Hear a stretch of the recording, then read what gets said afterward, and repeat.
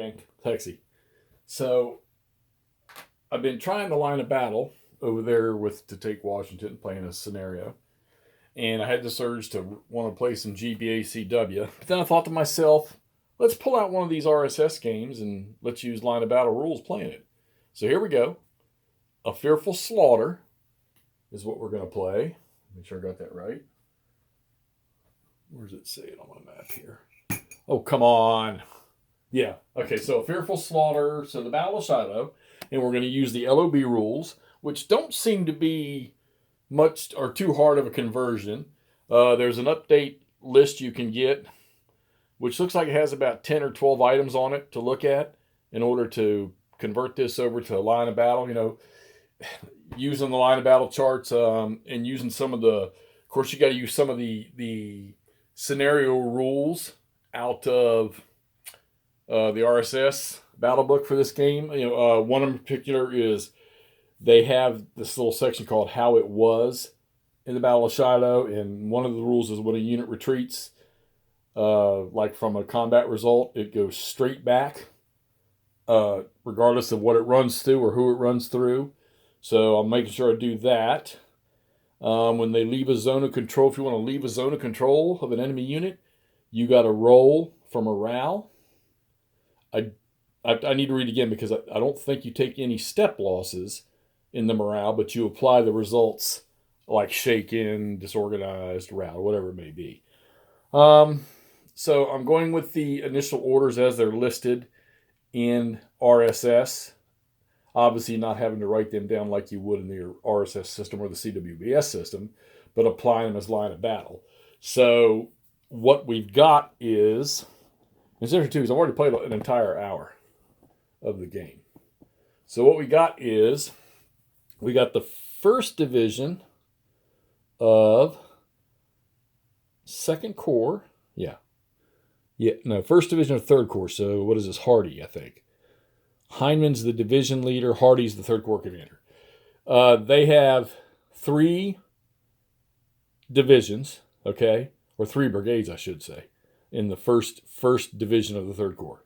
Cleburne, his initial objective is to take Shiloh Church, which is right here, okay? Now, first off, before I even follow that, what I like about this one is it has a victory point system for casualties and objectives. And you have to attain a certain, there has to be a certain difference to determine your level of victory. All right, so Cleburne's to take Shiloh Church. I believe these 2 other brigades are Lost Review and Wolf Field, I think.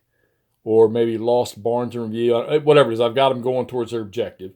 You got 1 detached brigade out over here from the Second Corps, which is to take Ben Halfield, and they're working on that by themselves. Now, they're okay, but once they take their objective, they're going to have to get new orders, and I don't know how they're going to get them unless they move back into command of their leader or their leader moves to their command. I think you can detach a brigade and put it in another division. So we could actually put them in part of the first division of the Third Corps if necessary. And then you have the Second Corps, who one of their brigades is to take Spain's and Barnes Field. And then you have the rest of the corps, or the rest of this division from that corps, is supposed to attach itself to one of the divisions and assist them. Well, they're probably just going to, I don't know whether I want to attach them to the Third Corps' first division or just stay within their own command and assist that. And then to back it all up, you've got the First Corps is now arriving down here at the 7 o'clock hour, and their objectives are, is it Review Field and Wolf Field? So they're to move from here, and they're going to take this field and this field, okay? And then, like I say, once the units have attained their orders, then, they go into no orders according to the line of battle system, which means pretty much on the defensive until they get new orders. Union's a different story because they were not expecting this. They're set up facing certain ways within their camps, and they have an alert table, which is sitting over here. They have an alert table right there, which tells when everybody gets activated. And then I think it's by 9 in the morning, everybody is activated and on the fight. So, and then they have certain instructions for when they get activated, which really aren't very good. Like, for example, here, the one unit from the 1st Brigade, 6th Tennessee, which is now back here shaken. He was routed, or he was DG'd. He was out over here when it started. The first one to take contact. And his instructions were to defend the camps, falling back without getting just destructed. I got news for he's wrecked already. He took a morale hit that cost him 3 steps, route and retreat 6. No, I'm sorry, he didn't. This guy over here from the 5th Tennessee, 5th Division of the Tennessee, he took one that cost him 3 steps and a route. And as he routed his buddy beside him, I think they're both 53rd Illinois, he ended up routing 2 on his next roll. So one of these regiments or one half of this regiment's already wrecked. And then this regiment here is already wrecked. And as you can see now, the Confederates are starting to close on the Union lines. The camps can be used as supply, which don't really, unless it's artillery in this game, you have an artillery ammunition count on a chart over there, which you can use. I got to read more about that. Of course, I haven't fired any artillery yet. Now, I was looking all over for the rules because I know when you play Into the Woods from GBACW, you can shoot through one of the woods hexes.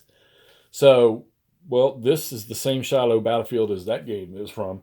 So, and I couldn't find it anywhere, but I'm applying it to the same thing to this game, where whether it's open volley or whether it's a fire, if you're firing through a woods hex into a hex on the other side, I'm moving it one column to the left.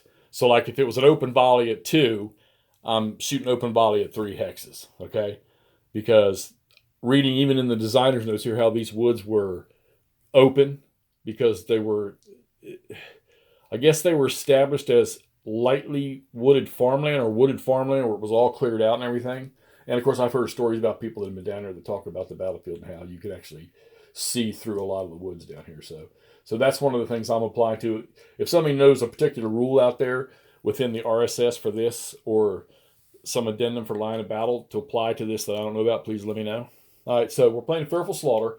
We're starting the 0700 turn, where we just finished the Confederate side of the 0700 turn, and we're using the line of battle rules. All right, let me know. Give me some comments on this one. If you've done this, let me know how well it went for you, and just post below. Talk to you soon.